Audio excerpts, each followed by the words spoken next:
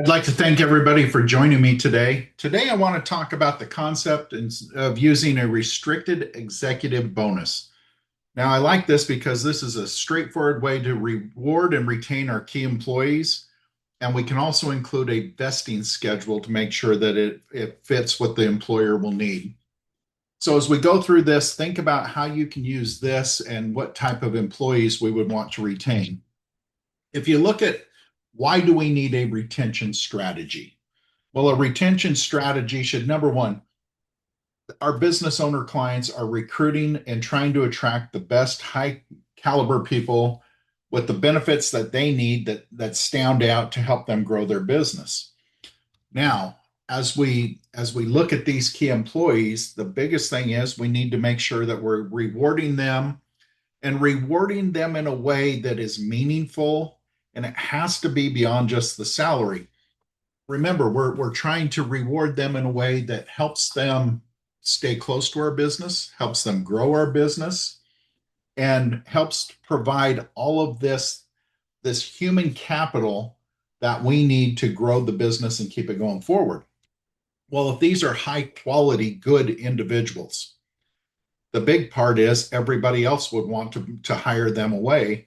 So we need to have a strategy in place that helps us retain these key people in our business. If not, it's going to be a consistent and constant revolving door where we have to go out and recruit new good people. We have to increase the amount that we're using to reward them. And then we have to, again, try and retain these new individuals. So instead of having that revolving door, let's structure a plan that incentivizes these high quality individuals to want to stay with our organization, and also put out a vesting schedule so that we know how long we're going to have them, at least at that minimum period in our business, if they want to retain all of the benefits that we're going to provide them. So key thing here for our business owner clients: recruit the high quality people.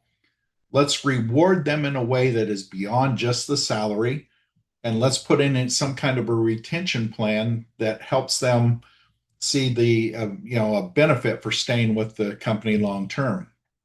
And if you think about it, compensation can be designed to solve more than one people problem. And when we're looking at this from a compensation standpoint, we're going to, compensate them adequately. We've got to compensate them to be a benefit to us and to them. But we can look at this and do things that are outside of the normal box. And so thinking about that, ways we can do it.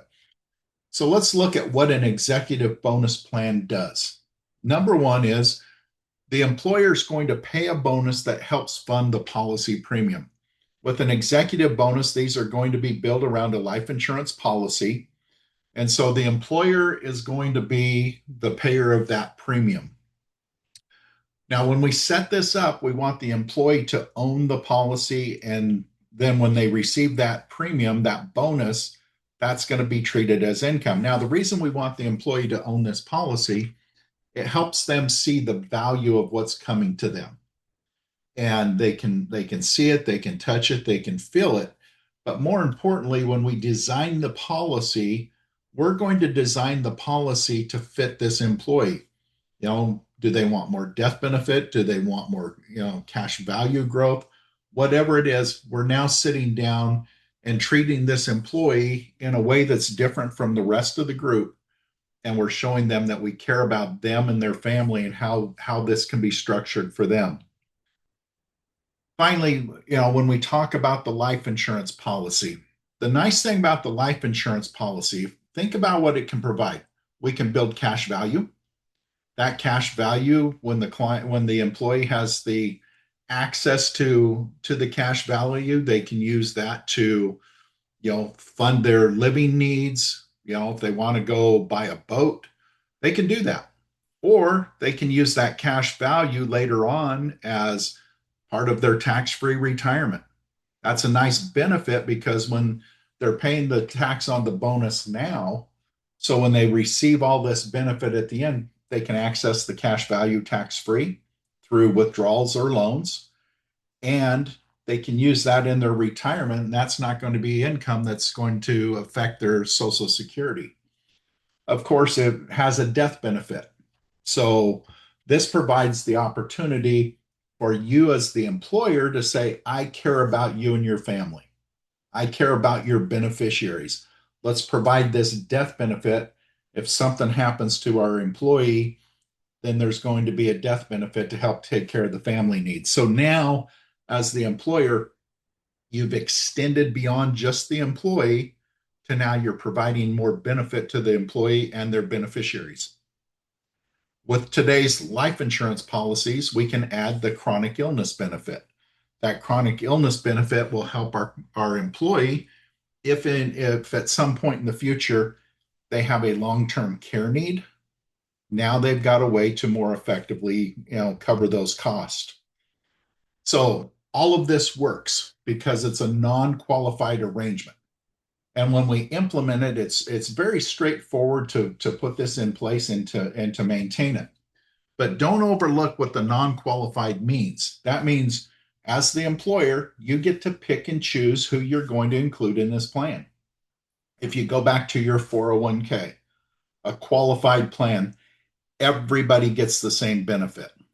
The rank and file, the higher end key employees, everybody's under the same umbrella. So qualified plan, you don't get to pick and choose who gets to be part of the plan.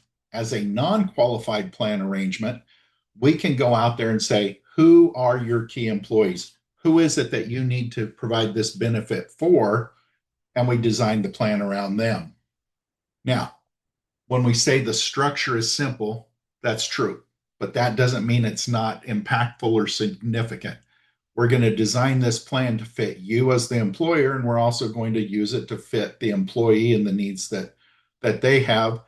And we're providing them a benefit that helps move the needle to help them want to remain working for the employer.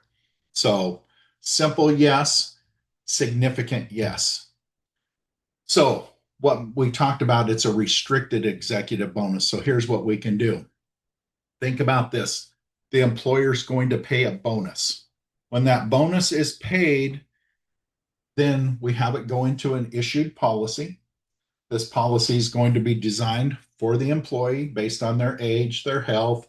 Are we building it for more cash value, or are we building it for more death benefit and long-term care needs? Whatever it is, we're going to have that policy. When the bonus is paid, that bonus is taxable to the employee.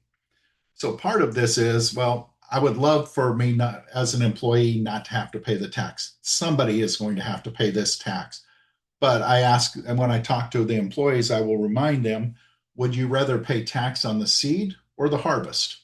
Well, if we pay the tax on this bonus, whatever we're taking out of that policy down the road is tax-free. And so the tax has to be paid. Let's pay it on the smaller amount, not a bigger amount. Now, when that bonus, we have that bonus and that's paid out, now we can put a vesting schedule in place. How long do we want this? Well, I look at it, the longer the vesting schedule, the bigger the carrot. So think about a carrot and a stick. The carrot is the bonus. The stick is the vesting schedule. So if we want our employees to stay longer, let's give them a bigger bonus and have a longer vesting schedule. But that vesting schedule needs to fit the employer, and it has to be attractive to the employee to make this a good, usable program. The restriction is with that vesting schedule, the employer can limit access to the policy cash value until the employee reaches the agreed vesting schedule. So if we want 5 years, 7 years, 10 years, whatever it is, whatever makes sense to the employer, and it has to be seen as a win for the employee. So it's a win-win structure. So the goal here, reward now, retain over time, so that we have all of this structured the right way. Why would employers use this for the company? They get to reward and retain their key employees using a deductible benefit or deductible bonus. For an employee, they receive a valuable long-term benefit This life insurance policy is going to build value over time and provides income tax death benefit. And it's going to be potentially income tax free access to the cash value. Vesting is what ties the compensation strategy to the retention. And there again, straightforward, high impact. It's a great tool for our employers. So I appreciate everybody being on. If you have questions, reach out. If not, we'll talk again next week. Thank you.